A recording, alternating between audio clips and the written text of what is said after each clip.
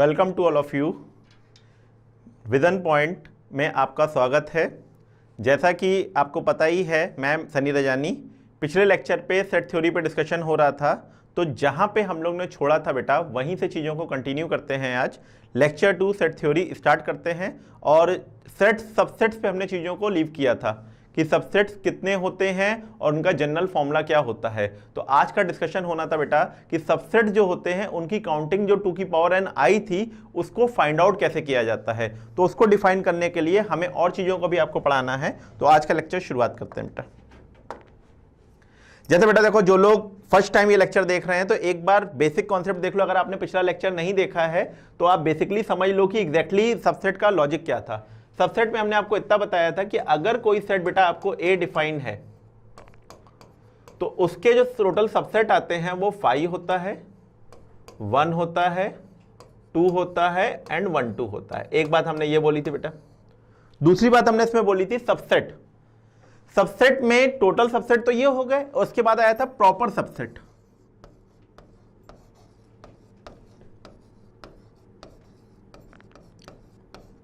तो proper subset में क्या होता था बेटा, अगर कोई सबसेट एस ए का प्रॉपर सबसेट है तो प्रॉपर सबसेट में जो इक्वलिटी होती है, मतलब ये वाला सेट जो अपने इक्वल है, इसको छोड़कर बाकी सारे ले लिए जाते हैं बेटा। तो आपने कहा 5 हो गया, 1 हो गया, 2 हो गया, ये 3 हमारे प्रॉपर सबसेट होंगे और अगर चारों को ले लेंगे तो ये हमारे सबसेट हो जाएंगे। तो प्रॉपर सबसेट में अपने पास इसके करस्पॉन्डिंग कौन कौन आ गया बेटा, वो ये हो गया। तो जो हम लोगों ने फाइनल डिस्कशन किया था लास्ट टर्न पे, उस पे ये हुआ था कि इस केस में जो टोटल नंबर ऑफ सबसेट होते हैं वो 2 की पावर n होते हैं, where n is number of element.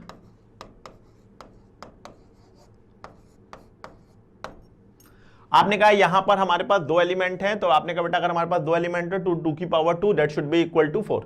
तो आपने कहा 4 हमारे पास सबसेट आ रहे हैं और अगर total number of proper subset की बात की जाए तो यहां पर हमारे पास बनता था बेटा 2 की पावर n-1। तो एक्चुअली में हमको रिकैप की जरूरत इसलिए पड़ रही है बेटा क्योंकि जो आज का लेक्चर है वो तुम्हें तभी समझ में आएगा जब आपके बेसिक कॉन्सेप्ट क्लियर होंगे। तो आपने कहा पिछले वाले लेक्चर से रिलेटेड जितनी चीजें थी जहां से हमें कंटिन्यू करना था हम रिवाइज कर चुके हैं। अब हम चीजों को आगे बढ़ाने जा रहे हैं और आपको समझाने जा रहे हैं कि ये जो फॉर्मूले बनते हैं बेटा इनके पीछे का लॉजिक क्या है, कहां से ये निकल के आते हैं। और सबसे इंपॉर्टेंट बात, सबसे रिलेटेड जितने भी पॉसिबल क्वेश्चंस होंगे अब आप आज के लेक्चर के बाद उसको सॉल्व कर सकते हैं, चाहे वो जितने भी टफ हो। अब आपको जो इसमें सीखना है पहली चीज बेटा वो है फैक्टोरियल। इस कॉन्सेप्ट को सिखाने के लिए हमको इन टर्म्स को क्लियर करना होगा। जो 10th में पढ़ के आए हैं फैक्टोरियल बच्चे, क्योंकि प्रोग्रामिंग में बेटा इसका यूज होता है, वो लोग जानते ही हैं और जो लोग नहीं जानते हैं उनको हम बता देते हैं फैक्टोरियल का बेसिक मीनिंग क्या है। जैसे बेटा अगर अपने पास फैक्टोरियल n लिखा है तो इस फैक्टोरियल n का मतलब होता है कि जितने भी n अगर हमारे पास नेचुरल नंबर है बेटा यहां पर, तो जिस भी नंबर का फैक्टोरियल आपको निकालना है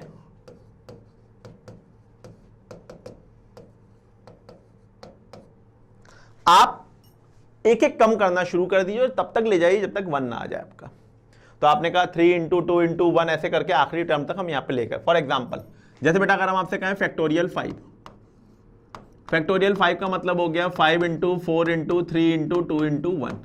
अच्छा, इसी में ना बेटा कॉन्सेप्ट भी समझ लेना, मतलब लॉजिक तो समझ ही रहे हो, इसका जो रिलेटेड क्वेश्चंस बनते हैं वो भी हम तुमको धीरे से इसमें समझा देते हैं। फैक्टोरियल 4 की अगर बात करें,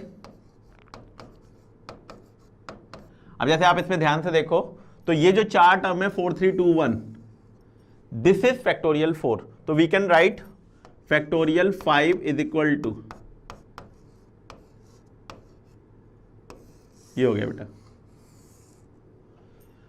factorial 5 is equal to 5 into factorial 4। तो आपने बोला फैक्टोरियल 5 की जो वैल्यू है वो 5 इंटू फैक्टोरियल 4 हो गई। मतलब आपने इसमें से इसको ऐसे समझो कि अगर बेटा आपने इसमें से 5 को बाहर निकाला तो अंदर वाला एक कम हो गया। आप इसको, अब इस बात को ऐसे याद कर सकते हो, 5 को बाहर निकाला अंदर वाला एक कम हो गया।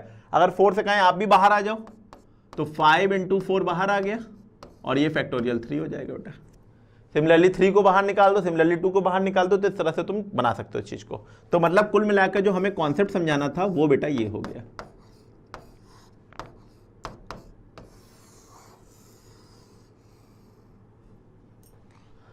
तो आपने कहा कि एक रिलेशन हमारे पास ये आ गया जिसमें हमने समझा कि अगर फैक्टोरियल n हमको दे रखा है तो उस चीज को हम n इंटू फैक्टोरियल n-1 लिख सकते हैं।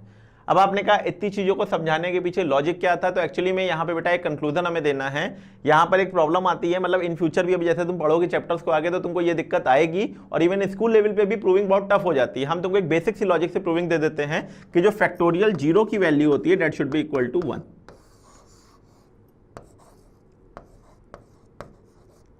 तो आपको सिर्फ करना क्या है बेटा, इसमें जो डेरिवेशन आपने डेराइव किया अभी यहां पर n को 1 डाल दो। अगर हम आपसे कहें कि n को हम यहां पे अगर 1 डाल देंगे तो आपने कहा n को 1 डालने पर हमारा क्या होगा कि जहां जहां n है वहां वहां 1 पुट करो, तो ये फैक्टोरियल 1 हो गया, ये आ गया बेटा। Factorial 1 is equal to 1 into factorial 0। तो factorial 1 is equal to 1 into factorial 0 हो गया, तो फैक्टोरियल 1 की वैल्यू बेटा 1 होगी, ये 1 है ही, तो फैक्टोरियल 0 की वैल्यू भी 1 डिफाइन होगी। मतलब आप फिर से समझ लीजिए अच्छे से बेटा, n की जगह हमने 1 पुट किया तो यहाँ फैक्टोरियल 1 आया, और जो कॉन्सेप्ट आपने फैक्टोरियल को सीखा है उस बेसिस पे इसकी वैल्यू 1 हो जाएगी। उसके बाद यहाँ बचा बेटा फैक्टोरियल 0, ये 1 डिवाइड हो जाएगा तो 1 ही आएगा, मतलब फैक्टोरियल 0 की जो वैल्यू आएगी वो 1 निकल के आ जाएगी। तो मतलब आप चीज़ों को बहुत सिंपल वे में समझ सकते हैं, उसके लिए बहुत कॉम्प्लिकेशन करने की जरूरत नहीं होती है। बुक्स वगैरह में देखोगे तो काफ़ी कॉम्प्लिकेटेड तरीके से चीज़ों को डिफाइन किया जाता है, जिससे बच्चों को समझ में नहीं आता है कि हम इस चीज़ को कैसे करें। अब जैसे आप सेट्स पढ़ रहे हैं, ये सेट्स आपका पहला लेक्चर है, मगर इसका मतलब ये नहीं है कि अगर आपने ये चीजें नहीं सीख सकते हैं या चीज आपको बताई ना जाए। अब हम आपको रटा दें 2 की पावर n होता है, मगर जो अच्छे क्वेश्चंस आएंगे, कॉम्पिटिटिव रिलेटेड क्वेश्चन आएंगे, वो आपसे हो ही नहीं पाएंगे। तो उसके लिए बेटा इन चीजों को जानना जरूरी है। तो आपने कहा पहली चीज जो हमको समझ में आ गई वो ये है कि फैक्टोरियल का जो कॉम्बिनेशन है, फैक्टोरियल के थ्रू जो क्वेश्चन बनते हैं वो किस तरह से डील करने होते हैं। तो आपको सिर्फ अभी बेसिक ही करना है। तो उसमें आपको एक ये इंपॉर्टेंट याद होना चाहिए और एक ये इंपॉर्टेंट चीज याद होनी चाहिए कि इसको कैसे सॉल्व किया जाता है। दूसरा बेटा, कंसेप्ट ऑफ NCR। अब आपने कहा ये चीज क्या है, तो आपने कहा this is combination.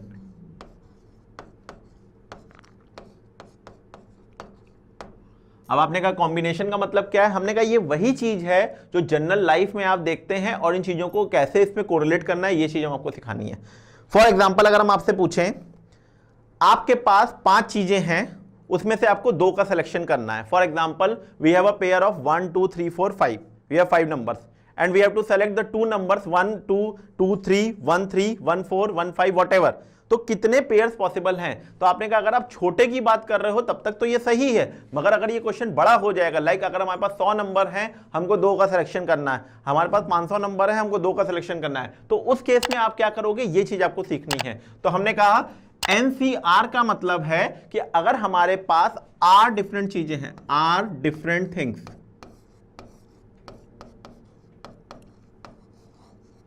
are selected from n different things,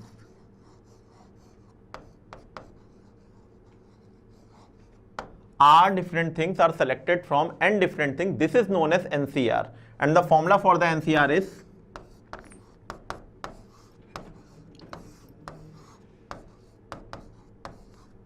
this is the formula for NCR। अब जैसे अभी हमने आपसे पूछा था कि वी हैव 5 थिंग्स, हमारे पास 5 चीजें हैं 1 2 3 4 5, और हमको उसमें से 2 का सिलेक्शन करना है, तो by this rule we can say that 5C2। 5 चीजें हैं, 2 चाहिए, 5C2, you can take 5C2। तो आपने कहा कि 5C2 को इस फॉर्मूले से सॉल्व कर लेंगे, और 5C2 को इस फॉर्मूले सॉल्व कर लेंगे तो हमारी वैल्यू आ जाएगी 10। अच्छा, इस चीज को हम जस्टिफाई भी कर देते हैं एक एग्जाम्पल से। जैसे आपने का जो एग्जाम्पल लिया उसी से हम वेरीफाई भी कर देते हैं आपका 1 2 3 4 5। जैसे ये 5 नंबर है बेटा आपके, तो अगर 1 2 3 4 5 अपने पास 5 नंबर हैं, तो आपने कहा 1 2 3 4 5 5 नंबर्स में से अगर हमको 2 के पेयर बनाने हैं,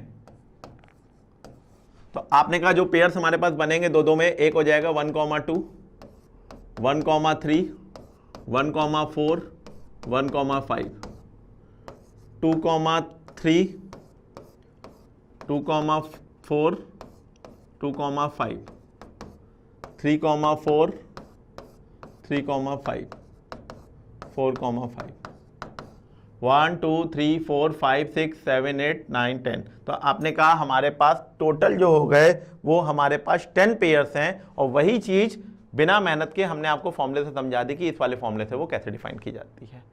यानी आपको ये बात समझ में आ गई कि आपको चाहे जितना बड़ा नंबर दे दिया जाए और आपको उसमें से काउंट करना हो कि कितने नंबर ऑफ वेज होंगे, तो आप उसको एक फॉर्मूले से एक लाइन में समझा सकते हैं।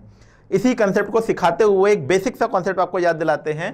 मेरे ख्याल से सुपर 30 मूवी सबने देखी थी, और इस मूवी में एक बेसिक सा क्वेश्चन आया था कि अगर एक कमरे में 30 लोग हैं और अगर वो एक दूसरे से हैंडशेक करते हैं, अब आप इस कंसेप्ट के थ्रू सोचिएगा, वहां तो रट्टाफिकेशन वाली बात हो गई, हाँ ऐसा होता है वैसा होता है, बट आप प्रैक्टिकली सोच के देखिए मेरी बात, कितनी आसानी से आप चीजों को डील कर सकते हैं, चीजों को सीखकर। अगर एक रूम में 30 लोग हैं और सब एक दूसरे से हैंडशेक करते हैं, तो अगर सब एक दूसरे से हैंडशेक करते हैं तो टोटल नंबर ऑफ हैंडशेक्स कितने होंगे, हमको ये काउंट करना है। तो हमने कहा हैंडशेकिंग की बात की जाए तो हम आपसे हैंडशेक करें या आप हमसे हैंडशेक करें, ये एक ही बात होती है। यहां पर अरेंजमेंट में डिफरेंस नहीं होता है। आपने कहा ये अरेंजमेंट का डिफरेंस आप क्या समझाना चाह रहे हैं, तो हमने कहा इसका लॉजिक ये है, अगर हम आपसे हैंडशेक करते हैं तो आप हमसे हैंडशेक करें या हम आपसे हैंडशेक करें, ये एक ही होगा। मगर अगर यहीं पे बात गिफ्ट की हो, हम आपको गिफ्ट दें और आप हमको गिफ्ट दें, ये दो अलग अलग बातें हैं। तो गिफ्ट वाले पोर्शन में अलग वे है, हैंडशेक वाले पोर्शन में अलग वे है। हैंडशेकिंग में एक दूसरे के अरेंजमेंट से फर्क नहीं पड़ रहा है, क्योंकि हम आपसे हैंडशेक करें या आप हमसे हैंडशेक करें, वो एक ही काउंट हो जाएगा। तो अब आप सोच के देखिए, अगर एक रूम में 30 लोग हैं, हर आदमी एक दूसरे से हैंडशेक करता है, तो हैंडशेक के लिए मिनिमम लोगों की जरूरत 2, मतलब कि जो हैंडशेकिंग है वो 2 ही लोगों की करनी है, मिनिमम मैक्सिमम सब 2 ही हैं। तो आपने कहा 30 में से 2 चीजों को चूज करने के जितने नंबर ऑफ वेज होंगे उतने ही नंबर ऑफ हैंडशेक होंगे। तो आपने कहा 32 अगर हमारे पास वे है, तो इसको अगर हम अपने फैक्टोरियल वाले वे से सॉल्व कर लें तो ये हमारा आंसर आया बेटा। और अभी जो हमने आपको प्रोसेस समझाया, 30 को बाहर लेंगे 29 हो जाएगा, 29 को बाहर लेंगे 28 हो जाएगा। तो यहाँ जो सॉल्विंग आ जाएगी, this is 30 into 29, 28 cancel out, factorial 2 की value 2। Now solve and get your answer. तो हमारा अल्टीमेट एम बेटा समझाने का ये था कि तुम्हें इन चीजों को यूज कैसे करना है। अब बात यह आई कि अगर आप एनसीआर सीख गए हो कि एनसीआर की वैल्यू कैसे डिफाइन की जाती है, तो वापस हम लौटाल के लाते हैं आपको सबसेट में और समझाने की कोशिश करते हैं कि सबसेट में इन चीजों का यूज कैसे किया जाता है। देखिए बेटा, अगर हम आपसे कहें वही बेसिक क्वेश्चन, ए सेट है हमारे पास बेटा, और हमको ए में 1,2 एलिमेंट दिए गए हैं, तो इस 1,2 में एक हमारे पास बेटा 5 हो गया, एक हमारे पास 1 हो गया, एक हमारे पास 2 हो गया, एक हमारे पास 1 2 हो गया। अब जो ये आंसर आपने निकालने हैं बेटा, इस आंसर को समझने की कोशिश करो कि ये आंसर को आप अपने कॉन्सेप्ट से कैसे डिफाइन करोगे। तो हमारा कहना पहले ये है बेटा कि अगर हमारे पास 2 एलिमेंट हैं 1 और 2, तो इन 2 एलिमेंट्स में सबसे पहले जो सबसेट आपने निकाला है वो 5 है। अगर सबसे पहला सबसेट आपका 5 है, तो 5 जो है वो ना तो 1 को कोरिलेट कर रहा है ना तो 2 को कोरिलेट कर रहा है। मतलब 5 ऐसा एलिमेंट है जो 1 और 2 दोनों से कोई मतलब नहीं रख रहा है, मतलब इन दोनों में से आपने किसी का भी यूज नहीं किया। तो अगर आपने कहा इन दोनों में से किसी का भी यूज नहीं किया, तो इसका मतलब टोटल नंबर ऑफ वेज जो होंगे डेट इज 2C0। 2 एलिमेंट थे, आपने इन दोनों में से किसी का यूज नहीं किया, तो जो नंबर ऑफ वेज बने बेटा वो बने 2C0। तो this is for 5। Single 1 single 2 की अगर बात की जाए, तो सिंगल 1 और सिंगल 2 की बात करने पे यह बात समझ में आती है कि आपने एक एलिमेंट का एक बार यूज किया है। 1 का यूज एक बार किया, 2 का यूज एक बार किया। तो अगर एक एलिमेंट का यूज एक बार आपने किया है, तो आपने कहा दोनों में से आपने एक एलिमेंट यूज किया, और जो टोटल नंबर ऑफ वेज बनने चाहिए वो इस हिसाब से बनने चाहिए 2C1। तो आपने कहा 2 हमारे पास थे टोटल, 1 हमने यूज किया, तो टोटल नंबर वेज आए 2C1। फिर आया बेटा 1,2, तो आपने कहा अगर यहां पे 1,2 आ रहा है, तो आपने कहा 1,2 का मतलब हो गया कि हमने दोनों के दोनों एलिमेंट यूज कर लिए। तो दोनों के दोनों एलिमेंट यूज कर लिए, तो इसका मतलब हो गया 2C2। तो आपने कहा ये हो गया 2C0, ये हो गया 2C1 और ये हो गया 2C2। तो टोटल नंबर ऑफ वेज की बात करें तो वो हो जाएंगे 2C0 plus 2C1 plus 2C2। तो इनको कैलकुलेट करोगे तो 4 आएगा। रीजन ये बेटा, इसकी वैल्यू कैलकुलेट फॉर्मूले से 1 आएगी, ये 2 आ जाएगी और ये 1 आ जाएगी। और आपका फॉर्मूला भी यही कहता है कि जो टोटल नंबर ऑफ वेज होते हैं 2 की पावर n होते हैं, तो जो 2 की पावर n होगा उसका टोटल नंबर ऑफ वेज 4 हो जाएगा। तो अब आपको धीरे धीरे बात समझ में आई होगी कि सबसेट में जो यूज करना है एनसीआर का वो एग्जैक्टली लॉजिक क्या है। अब तुमको हम एक और बड़े एग्जाम्पल से समझाते हैं, तो तुमको चीजें और अच्छे से समझ में आ जाएंगी कैसे उसका यूज करना है। अगर हमने एक सेट ए लिया बेटा, जिसमें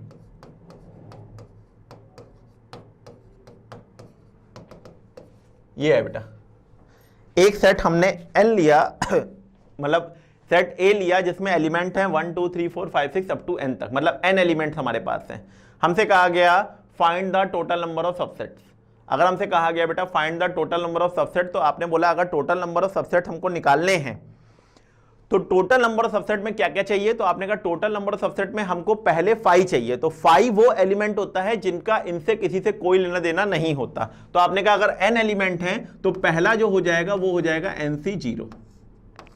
दूसरा बेटा आपने कहा दूसरे वेस में हमारे पास 1 भी आ सकता है अकेला, 2 भी आ सकता है, 3 भी आ सकता है, 4 भी आ सकता है, 5 भी आ सकता है, that dash up to n तक आ सकता है। अगर सारे सिंगल एलिमेंट आ सकते हैं तो अगर n पेयर हैं इनमें से कोई भी एक चूज कर लेंगे तो अगला एलिमेंट हो जाएगा NC1। मतलब NC1 का मतलब हो गया जैसे बेटा हमने बोला था यहां पर एक 1 है एक 2 है, तुमने सिंगल चूज किया तो इसका नाम था 2C1। n एलिमेंट है, सिंगल चूज करोगे तो वो आ जाएगा NC1। आपने कहा दूसरा, आपने कहा जैसे यहां पर 2 एलिमेंट थे, हमने 2 के 2 दोनों चूज कर लिए तो ये आंसर हो गया था 2C2। तो आपने कहा अगर ये दोनों आंसर NC2C2 हो गया था तो यहां पे करस्पॉन्डिंगली जब इस चीज को निकालोगे तो ये आंसर हो जाएगा NC2। अपने पास n है बेटा, 2 चूज करने हैं तो NC2। Similarly NC3, NC4 that dash NCN सारे के सारे ले लिए बेटा। तो दिस इज कॉल्ड 2 की पावर n। तो that is the proof of the formula how you will get the total number of subset is 2 की पावर n। तो that is the concept, that is the way of thinking कि आप चीजों को कैसे सोच पाते हो। अभी तक तो आपने सिर्फ रेक्टिफिकेशन करा कि हमको सिर्फ ये पता होता था। अब आपने कहा टोटल नंबर ऑफ सबसेट कैसे निकाले जाते हैं, ये चीज हमने यहां पे देख ली है कि टोटल नंबर ऑफ सबसेट को निकालने का जो वे है वो ये होता है। अब हमसे क्वेश्चन में कहीं भी कुछ भी पूछ ले, हम चीजों को डिफाइन करके बता सकते हैं कि टोटल नंबर ऑफ सबसेट्स में कैसा भी टेढ़ा सा क्वेश्चन दे दे तो हम बताएंगे कि इसका आंसर कैसे निकाला जाएगा। लास्ट एक एग्जांपल लेते हैं बेटा इसमें। If we have 8 elements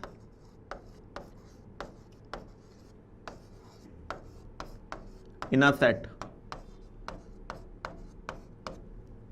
find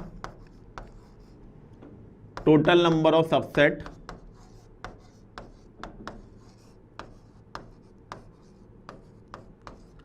find total set which contain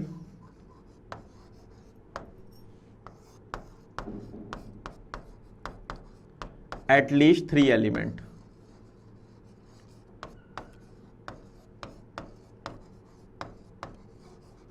which contain at least 3 element। that is the question जिसके पीछे हम इतनी देर से आपको पूरी कॉन्सेप्ट को समझा रहे थे। That is the question of IIT in 2014 and 15। तो क्वेश्चन सिंपल था बेटा, बस वही था कि बच्चे रेक्टिफिकेशन वाला जो हिसाब रहता है 2 की पावर n चीजों को रट लिए और फिर कंफ्यूज हो गए कि चीजों का आंसर कैसे डिफाइन करना था। अब जो हमने आपको सिखाया आप सोच के देखिए, आपके लिए एक लाइन का काम है। आपने कहा वी हैव 8 एलिमेंट्स, मतलब n की वैल्यू जो हो गई क्वेश्चन में 8 हो गई। अगर n की वैल्यू क्वेश्चन में 8 हो गई है, हमसे कहा गया है कि हमको टोटल नंबर ऑफ सबसेट बताना है जिसमें कम से कम 3 एलिमेंट हो। एटलीस्ट 3 एलिमेंट्स का मतलब बेटा कम से कम 3 एलिमेंट हो। तो अगर कम से कम 3 एलिमेंट हो तो हमारा कहना है कि अगर हमारे पास 8 एलिमेंट हैं and we required at least 3 element, तो पहला जो सबसेट बनेगा दैट शुड बी 8C3। आपने कहा जो पहला हमारे पास बनेगा दैट शुड बी 8C3। आपने कहा उसके बाद एटलीस्ट है तो अगला बेटा आएगा 8C4, फिर आएगा 8C5, 8C5,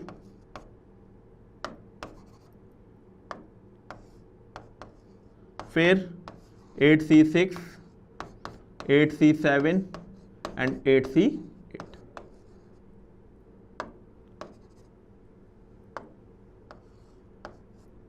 तो टोटल नंबर ऑफ सबसेट हमारे पास हो गए बेटा 8C3, 8C4, 8C5, 8C6, 8C7 और 8C8। एनसीआर की वैल्यू हमने आपको कैलकुलेट करना सिखाई दिया बेटा फॉर्मूले से। आपका काम सिर्फ इतना सा है कि इस टोटल को निकाल के ऐड कर दो, टोटल नंबर ऑफ सबसेट जितने होंगे वो आंसर आपके सामने निकल के आ जाएगा। यहीं पे थोड़ा सा कॉमन सेंस यूज कर लिया जाए। अभी आपने सीखा कि जो टोटल नंबर ऑफ सेट होता है बेटा वो 2 की पावर n होता है। तो आपने कहा इतना निकालने के बजाय अगर हम आपसे कहें, आपने कहा इतना निकालने के बजाय हम अगर आपसे कहते हैं कि आप टोटल नंबर ऑफ सबसेट 2 की पावर 8 निकालिए, उसमें से जो हमें रिक्वायर्ड नहीं है, मतलब ये उसको माइनस कर दीजिए, तो ये बोथ आर सेम थिंग्स, या तो इसको कैलकुलेट करो या तो इसको कैलकुलेट करो। ये कम टाइम में हो जाएगा बेटा, इसलिए बेटर है, और इसमें टाइम थोड़ा सा ज़्यादा लगेगा, इसका तुम्हें ध्यान रखना रहेगा। तो ध्यान रखिएगा कि हमको पेपर में बेटा ये भी देखना रहता है कहाँ पे हमारा टाइम ज़्यादा या कम लग रहा है। तो अगर हमारा टाइम ज़्यादा या कम लग रहा है तो हमने टाइम बचाने के लिए क्या करना है, ये भी चीज़ सीखनी है। तो इस बात का ध्यान रखिएगा इसमें, ठीक है। चलिए बेटा, अब आपने कहा हमें टोटल सबसेट का जो कॉन्सेप्ट था यहां पे पूरा क्लियर हो चुका है। टोटल सबसेट कैसे काउंट किए जाते हैं, टोटल नंबर ऑफ सबसेट क्या होते हैं। अब इसी में प्रॉपर सबसेट की बात भी करेंगे, तो प्रॉपर सबसेट भी हमारे लिए बड़ी चीज नहीं है। प्रॉपर सबसेट भी हम यहाँ पे चीजें सीख जाएंगे कि टोटल का जो फॉर्मूला है उसमें से एक माइनस कर देंगे, जो हमारा इक्वल सेट होता है बेटा उसको हटा देंगे, तो हमारा जो निकल के आ जाएगा वो हमारा प्रॉपर सेट निकल के आ जाएगा, प्रॉपर सबसेट निकल के आ जाएगा। तो सबसेट और प्रॉपर सबसेट, और इसके अलावा जो टोटल नंबर ऑफ सेट्स होते हैं वो आपको सबकी काउंटिंग क्लियर होनी चाहिए कैसे आती है। इस वाले क्वेश्चन पे एम्फसाइज इसलिए कर रहे हैं क्योंकि अब जो पेपर का पैटर्न का ट्रेंड चेंज किया गया है उसके बेसिस पे आपको एप्लीकेशन आना चाहिए, मतलब चीजें अप्लाई कैसे की जाती हैं, दैट शुड बी इंपॉर्टेंट। तो एप्लीकेशन पार्ट को समझने के लिए आपको इन चीजों को डिफाइन करना जरूरी है, कैसे चीजें आती हैं। ठीक, चलिए बेटा, इसी कॉन्सेप्ट में एक कॉन्सेप्ट और कोरिलेट कर देते हैं, that the concept of power set. इसी में हम क्या कर रहे हैं बेटा, चीजों को और एक्सप्लेन कर दे रहे हैं, क्योंकि हमने जितना समझाया है उस कॉन्सेप्ट के हिसाब से हम पावर सेट को एक्सप्लेन करेंगे तो आपके लिए चीजें काफी आसान हो जाएंगी। Power set is a combination of subset. जो डेफिनेशन होती है उस डेफिनेशन में आपको सिर्फ इतना सा ध्यान रखना है कि पावर सेट की जो डेफिनेशन बनाई गई है वो बस इतनी बोलती है, set of all subset is known as power set. जो हमारा सबसेट होता है, आपने कहा पावर सेट की बात आप कर रहे हैं तो हम डेफिनेशन लिख देते हैं, आपको बात समझ में आ जाएगी।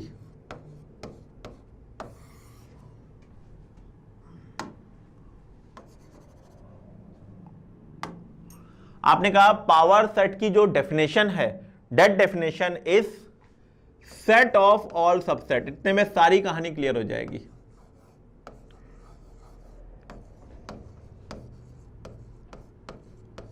That's it. पावर सेट में सिर्फ इतनी बात हम बोलेंगे और सारा काम आप सेट कर ले जाएंगे। Set of all subset is known as power set. जो हमारे पास सेट था उसका हमने सबसेट बनाया और अब उन सबसेट को एक कर्ली ब्रेसेस में रख देंगे तो वो सेट बन जाएगा, और वो जो सेट बनेगा उसको हम पावर सेट बोलते हैं। छोटे एग्जांपल से लेके जाते हैं बेटा। 5 1 2 1 2। आपने कहा एक सेट 5 है, एक सेट 1 है, एक सेट 2 है और एक 1 2 है, दिस इज सबसेट। आपने कहा ये इस सेट के सबसेट हैं। अगर ये इस सेट के सबसेट है तो आपको क्या करना है, इस पे लगाना है कर्ली ब्रेसेस। ये आपने लगा दिया कर्ली ब्रेसेस, तो अब ये बन गया सेट, और अगर ये सेट बन गया तो इसका नाम होता है P of A। P of A का मतलब है बेटा पावर सेट ऑफ A। तो power set of A of set A is this, set of all subset is known as power set. यानी आपने कहा सिर्फ एक बात हमको करनी है कि जो आपको सेट दे रखा था उसके सबसेट पे कर्ली ब्रेसेस लगा दीजिए। कर्ली ब्रेसेस लगाने के बाद जो भी चीज बनेगी उसका नाम पावर सेट होता है। अब इतने से लॉजिक से आपको देखिए कितनी बातें क्लियर हो गई। दैट इज कंफर्म कि जितने नंबर ऑफ सबसेट ए के होंगे उतने ही नंबर ऑफ पावर सेट भी ए में होंगे। कहने का मतलब अगर ए में 2 एलिमेंट्स है तो फॉर्मूला होता है 2 की पावर n, यानी टोटल 4 सबसेट्स होंगे। अगर टोटल 4 सबसेट होंगे तो आपने बोला पावर सेट ऑफ ए में भी जो टोटल नंबर ऑफ एलिमेंट होंगे वो 4 होंगे। यानी हमारा कहना है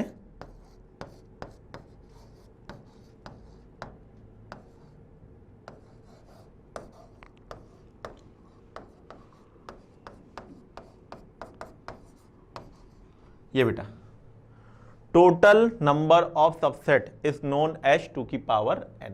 तो आपने बोला टोटल नंबर ऑफ सबसेट 2 की पावर n है, तो इसका मतलब हमारे पास अगर n एलिमेंट है, अगर हमारे पास n एलिमेंट हैं तो सबसेट होते हैं 2 की पावर n, और उसी पे कर्ली ब्रेसेस लगा दिया तो total number of power set भी 2 की पावर n हो जाएंगे।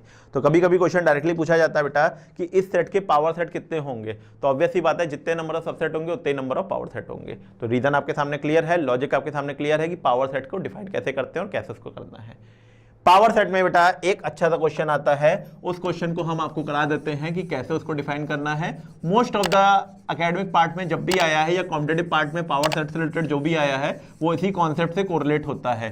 तो जितना आपने सीखा है उसी कॉन्सेप्ट को आप अच्छे से कर लीजिए और इस कॉन्सेप्ट को करने से आप अपने क्वेश्चंस को डिफाइन भी कर सकते हैं। जैसे आपने डेफिनेशन बताई है सबसेट की, उसी तरह से पावर सबसेट के लिए जितनी कैलकुलेशन पार्ट आपको करना हो आप आराम से कर सकते हैं। अच्छा, अब इसमें एक छोटी सी चीज और बची हुई है, इसमें आपको करना सिर्फ इतना सा है, जैसे हमने आपको डेफिनेशन बताई पावर सेट की कि पावर सेट जो होता है वो सेट ऑफ ऑल सबसेट होता है। अब इसी चीज को आप पिछले वाले पार्ट से कोरिलेट करिए, पहली क्लास से डेफिनेशन से कोरिलेट करने जा रहे हैं जिसमें हमने आपको सिखाया था बिलोंग्स टू।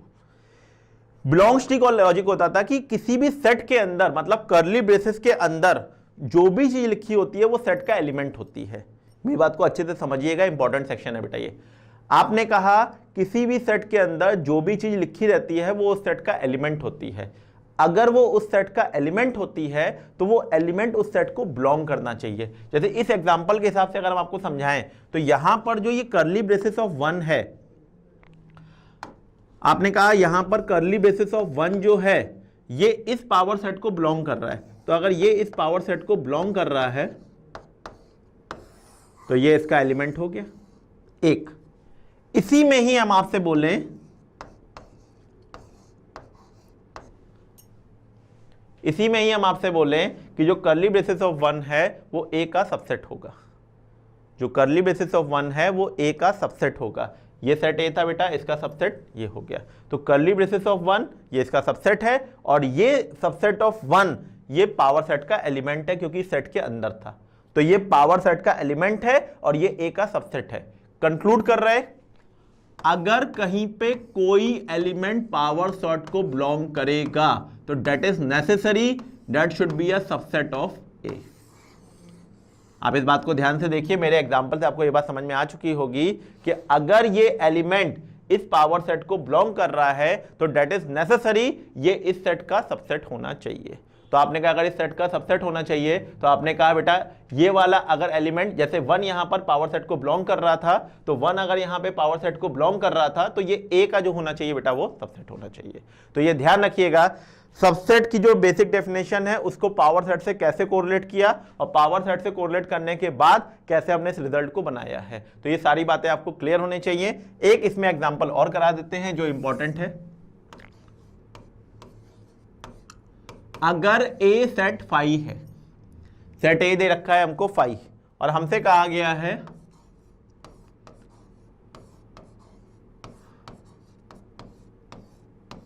हमको इसकी वैल्यू बतानी है बेटा। अगर ए सेट हमको दे रखा है बेटा फाई, हमसे कहा गया है power of power set of A की वैल्यू हमको बतानी है कितनी होगी। तो आपने कहा कि अगर ए सेट फाई है, डेफिनेशन ध्यान रखिएगा पावर सेट की आपने क्या बोली थी, सेट ऑफ ऑल सबसेट। अगर सेट है हमारा फाई है तो पावर सेट ऑफ ए निकालेंगे तो आपने कहा फाई का सबसेट तो फाई होगा और उस पर हम कर्ली ब्रेसेस लगा देंगे तो वो ये बन जाएगा। Now this is not a empty set, this is empty set but this is not a empty set because आपने उस पर कर्ली ब्रेसेस लगा दिया है। तो अगर ये एक सेट फाई है तो जो इसका पावर सेट होगा that is a curly braces of phi. अब आपने कहा हमको अगेन पावर सेट लेना है, तो आपने कहा पावर सेट के एग्जांपल पे आए। अगर एक सेट 1 2 था तो एक 5 था, फिर 1 था, फिर 2 था, फिर 1 2 था। आपने कहा कोरिलेट करते हैं। आपने कहा अगर हम power of power set of A निकालेंगे तो एक 5 ये मिल जाएगा बेटा, दूसरा एक कर्ली ब्रेसेस ऑफ 5 ये मिल जाएगा हमको बेटा,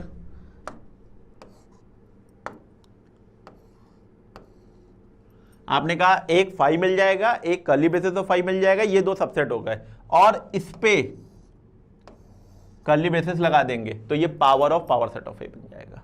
तो आपने कहा एक ए बन गया बेटा 5 हमारा और उसका पावर सेट निकाला तो वो हमारा आ गया कर्ली ब्रेसेस ऑफ 5 और उनके जो सबसेट निकाले बेटा वो 5 और कर्ली ब्रेसेस ऑफ 5 निकला है, उस पर हमने कर्ली ब्रेसेस को लगा दिया क्योंकि पावर सेट है। आपने कहा फिर power of power set of A, आपने बोला power of power set of A. आपने कहा again if the element is 1 and 2 तो दीज 4 आर पॉसिबिलिटीज। आपने कहा डन। आइए यहां पर बेटा एक 5 पहला, एक कर्ली बेसिस ऑफ फाई दूसरा, तीसरा कर्ली बेसिस ऑफ फाई तीसरा, and last one phi comma curly basis of phi. यहां बेटा फाई हो गया, ये कर्ली ब्रेसेस ऑफ फाई हो गया, ये double curly braces of phi हो गया, और ये चौथा हो गया phi comma curly braces of phi हो गया, और इस पूरे पे बेटा आपने यहां पर कर्ली ब्रेसेस लगा दिया। तो this is power set of A. तो इस तरीके से आपने बेटा डिफाइन किया। तो अगर आपके पास सेट ए में 5 एलिमेंट था, 5 का मतलब no element is number of element is 0। अगर नंबर ऑफ एलिमेंट 0 है तो आपने बोला इसका जो पावर सेट होगा उसमें नंबर ऑफ एलिमेंट 2 की पावर 0 यानी 1 हो जाएगा। तो आपने कहा एक एलिमेंट कर्ली ब्रेसेस के अंदर 5 आ रहा है, that mean number of element 1 हुआ। अब आपने कहा जब हमारे पास पावर सेट ऑफ ए में एक एलिमेंट आ गया तो आपने कहा total number of power set 2 की पावर n यानी 2 एलिमेंट्स आएंगे। तो this is 5n curly braces of 5। Similarly बेटा अगर ये 2 एलिमेंट है तो यहाँ पे 4 एलिमेंट आएंगे, यही हमारा आंसर हो जाएगा। इसी आंसर को लिखने का तरीका बेटा ये भी है। एक्चुअली में जो क्वेश्चन आया था पेपर्स में उसमें ऑप्शन ऐसे दिया हुआ था।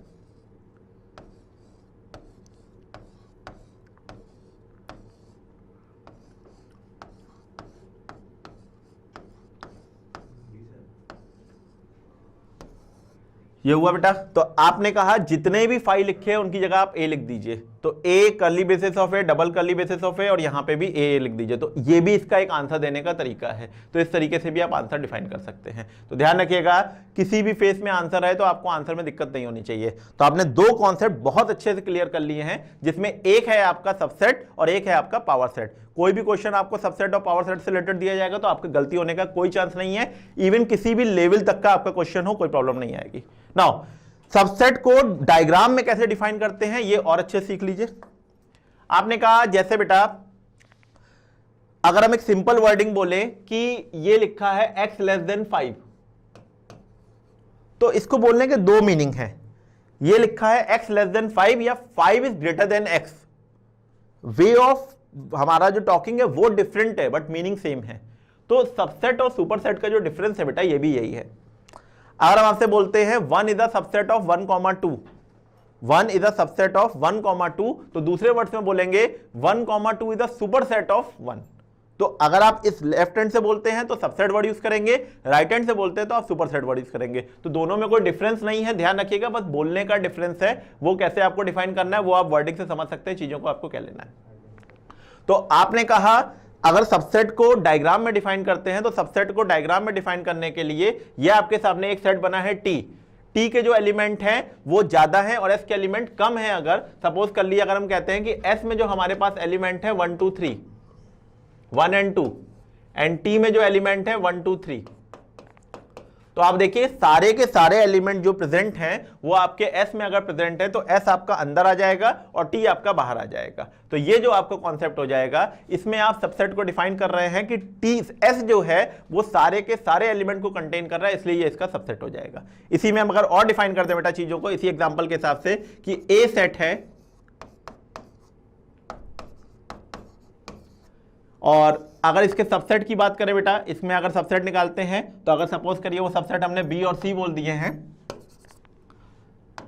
तो आपने कहा जो बी सेट निकाला वो निकाला हमने 1, सी सेट निकाला वो निकाला हमने 2,3 और डी सेट निकाला वो हमने निकाला 4। तो अगर हमने ए सेट 1 निकाला, सी सेट 2,3 निकाला और डी सेट 4 निकाला, तो अगर इस डायग्राम के हिसाब से हम अगर चीजों को रिप्रेजेंट करें तो आपने कहा एक सबसे बड़ा हमने यहां पर सबसेट लिया, उसके अंदर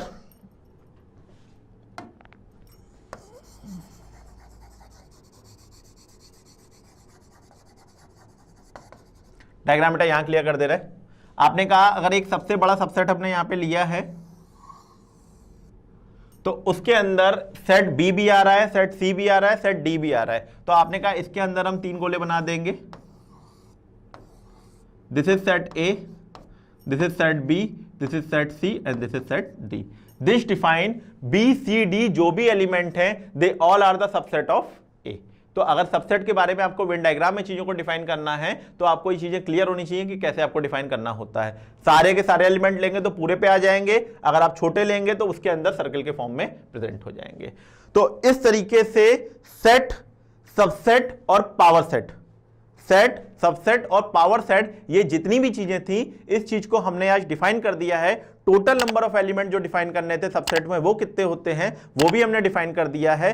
अब इसके बाद जो हमारे पास आता है वो वेन डायग्राम है। तो बेटा अब नेक्स्ट लेक्चर में जो हम लोग को सीखना है वो सीखना है अलजेब्रा ऑफ सेट्स, जिसमें हम लोग को यूनियन, इंटरसेक्शन, जितने भी ऑपरेटर्स हैं उनका यूज कैसे करना है वो हमको सीखना है। और उसके अलावा वेन डायग्राम और कार्डिनलिटी से जो क्वेश्चन सॉल्व होते हैं उस पर हमको डिस्कस करना है। तो आज के लेक्चर पे इतना ही रखते हैं।